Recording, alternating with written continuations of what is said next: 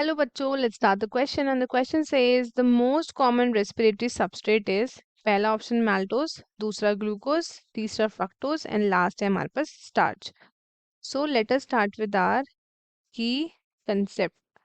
The key concept of this question is respiratory quotient.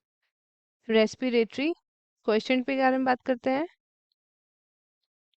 So जो हमारा respiratory question है, जैसे कि ड्यूरिंग एरोबिक रेस्पिरेशन O2 आपका कंज्यूम होता है एंड CO2 रिलीज होता है, तो ये भी क्या है, ये आपका रेशियो है volume of CO2 evolve to the volume of O2 consumed in respiration.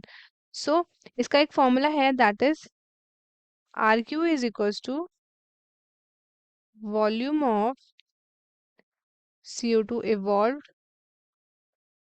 Divided by volume of O2 consumed. Volume of O2 consumed. अब हमारे पास डिफरेंट डिफरेंट क्या है, रेस्पिरेटरी सबस्ट्रेट है. डिफरेंट डिफरेंट रेस्पिरेटरी सबस्ट्रेट के लिए, क्योंकि आपका जो रेस्पिरेटरी क्वेश्चन है वो डिपेंड करता है upon the type of respiratory substrate use. अगर हमने यूज किया है कार्बोहाइड्रेट यूज किया है, तो जो वैल्यू आएगी RQ की that would be equal to 1.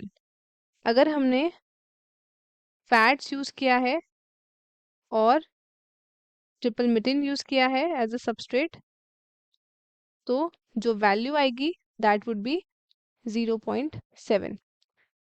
अगर हम प्रोटीन यूज कर रहे हैं अगर हम एज अ रेस्पिरेटरी सबस्ट्रेट, तो रेशियो विल बी अबाउट 0.9. सो अगर हम बात करें about the most common respiratory substrate, that is glucose.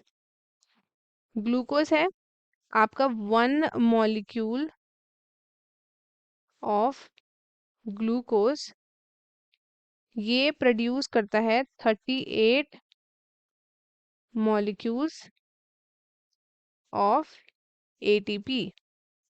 ये क्या है, ये एक इंस्टेंट सोर्स है एनर्जी सोर्स का, और ये अबंडेंट भी है और इजीली स्टोर्ड होता है in the body in the form of glycogen, और ये प्लांट्स में स्टोर होता है in the form of starch and glycoconjugates. So that is why ये आपका इजीली अवेलेबल भी है, और एक मॉलिक्यूल ग्लूकोज का 38 मॉलिक्यूल्स ATP का देते हैं.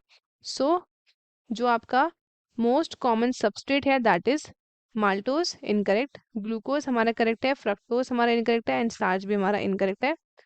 सो the correct option is option B.